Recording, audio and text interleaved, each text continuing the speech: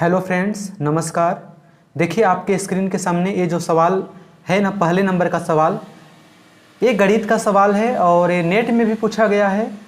ये नेट के लिए ही नहीं, आप जो सीजी टीचर भर्ती के लिए एग्ज़ाम देना चाहते हैं उसमें अगर मैथ का आता है वर्ग 3 में या वर्ग 2 में भी, जिसमें भी मैथ का आता है वहाँ पर देखिए ये ऐसे ऐसे सवाल ज़रूर दिए जाते हैं, क्योंकि ये प्रतिशत पे आधारित हैं और समझ पे आधारित हैं। देखिए इसको अगर आप समझ गए तो ऐसे सभी सवालों को हल कर सकते हैं। देखिए इसमें समझने का क्या चीज़ है और किस तरह से इसको समझना है, मैं आप लोगों को कॉपी में करके दिखाता हूँ। देखिए सबसे पहले आप सवाल को पढ़ लीजिए एक बार। सवाल में क्या दिया है कि मोबाइल फ़ोन का स्वामी ग्राहक से लागत मूल्य का, ये बंद हो जा रहा है, लागत मूल्य का 25% अधिक लेता है। मतलब लागत मूल्य अगर 100 रुपये है, यहाँ पर समझना यही है कि 100 रुपये है तो उसको 25% ज़्यादा ले रहा है, मतलब 125 रुपये में दे रहा है। अगर ग्राहक ने मोबाइल फ़ोन के लिए 8000 का भुगतान किया हो तो मोबाइल का लागत मूल्य क्या था।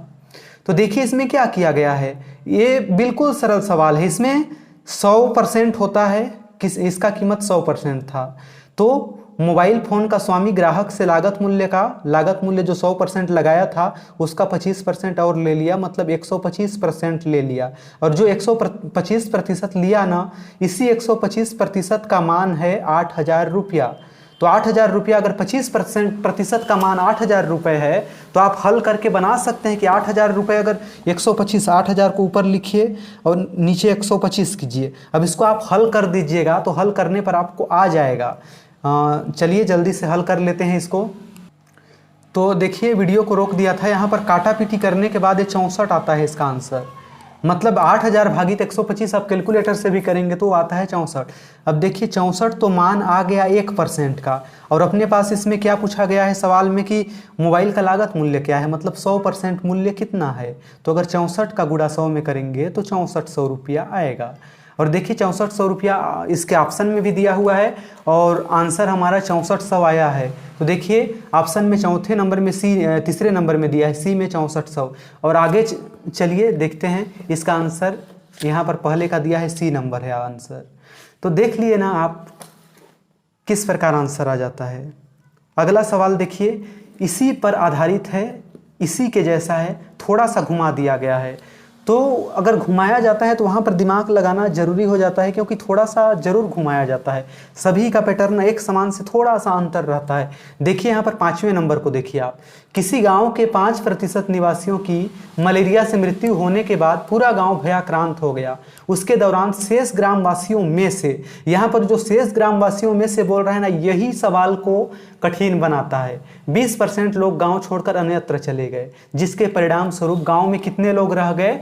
तो यहाँ पर दिया है कि गांव की आबादी घटकर 4750 हो गई। गांव के मूल अधिवासियों की संख्या है। तो क्या है मूल अधिवासियों की संख्या। तो यहाँ पर अगर आप दिमाग पूरा गौर से नहीं लगाएंगे तो आपको लगेगा कि 5% निवासी तो मलेरिया से मर गए और 20% लोग छोड़कर चले गए गांव। तो 20, 5, 25% लोग गांव को छोड़ दिए। तो जितने लोग यहाँ पर बच रहे हैं ना, ये जो 4750 हैं, ये 75% का मान इतना है। लेकिन ये 75% का मान इतना नहीं है। यहाँ पर साफ साफ कहा गया है कि जो 5% निवासी चले गए उनको छोड़कर जो शेष निवासी 95% बचे ना, उनके 20% लोग अन्यत्र चले गए। मतलब आप यहाँ पर 95% का अगर 20% निकालेंगे, मतलब इस तरह से परसेंट निकालते हैं, 2 पंचे 10 और 5 19 पचे 95, तो ये 19 आता है। तो जो 20% निकले तो इसमें 20% में 20 न निकल के 19 निकले। तो ये 19 और 5% लोग मर गए। तो कुल मिलाकर 24% लोग गायब हुए हैं उस गांव के। तो कितने लोग बच गए उस गांव में, 76% लोग बच गए। और 76% का मान कितना रह गया, तो यहाँ पर लिखा गया है कि 4750 आबादी रह गई। तो 4750 जो आबादी है वो 4750 आबादी 76% है। तो 100% क्या होगा, तो इसको अगर आप भाग देंगे तो काटने के बाद आता है 62.5। आप मोबाइल में भी कैलकुलेटर से करके देख लीजिएगा और 62.5 आता है। अगर इसको आप 100 में गुणा करेंगे तो 6250 आएगा। और 6250 से सी नंबर का है, यही आंसर है। देखिए कौन सा नंबर का सवाल था, ये था 5वें नंबर का। और 5वें नंबर के सवाल में देखिए 5वें नंबर के सवाल का आंसर क्या है, तो ये सी नंबर ही है। कहने का मतलब देखिए, इस तरह का सवाल होता है ना, इस तरह के सवाल में आप आसानी से दिमाग लगा सकते हैं। इस समय जो गणित बहुत ज़्यादा नहीं जानते हैं वो बहुत लंबे सवालों को भूल जाएंगे। आपको वही सवाल याद आ सकता है जिसमें आप अपना अवधारणा बना पाएँ। तो इस तरह के सवालों को आप समझने का कोशिश करें कि इसमें किया क्या गया है। अगर समझ गए इस बात को तो आसान है, और नहीं समझ पाए तो कठिन है। देखिए एक बार पुनः थोड़ा सा बता देता हूँ फिर से, ऐसे करके कॉपी से, बिना कॉपी के ही बता दे रहा हूँ इस बार। मोबाइल फ़ोन का स्वामी ग्राहक से लागत मूल्य का 25% अधिक लेता है। मतलब 100 रुपया का है तो उसको 125 रुपये में बेच दिया।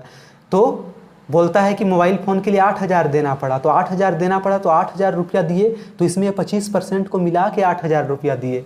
मतलब 125% है 8,000 रुपया, ये 100% नहीं है। और हमको बोल रहा है कि मोबाइल का लागत मूल्य बताइए, मतलब 100% बताइए क्या होगा। और यही पूछना चाह रहा है। बहुत बार ऐसा होता है कि हम सवाल को ही नहीं समझ पाते हैं कि वो पूछना क्या चाह रहा है।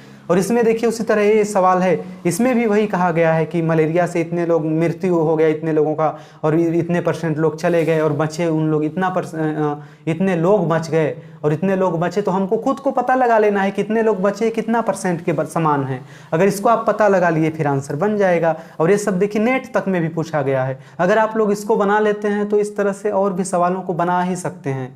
तो इसलिए थोड़ा दिमाग को गौर कीजिएगा। जो मैथ के स्टूडेंट हैं वो तो बहुत आसानी से कर लेते हैं, लेकिन जो मैथ्स के नहीं हैं वो भी बहुत आसानी से इसको ऐसे ऐसे सवालों को कर सकते हैं जिसमें बहुत ज़्यादा सूत्र लगाना नहीं पड़ता। जिसमें सूत्र लगाना पड़ता है उसमें तो कंफ्यूज हो ही जाते हैं जो मैथ वाले नहीं हैं वो, और बाकी कर लेते हैं तो बहुत अच्छा है।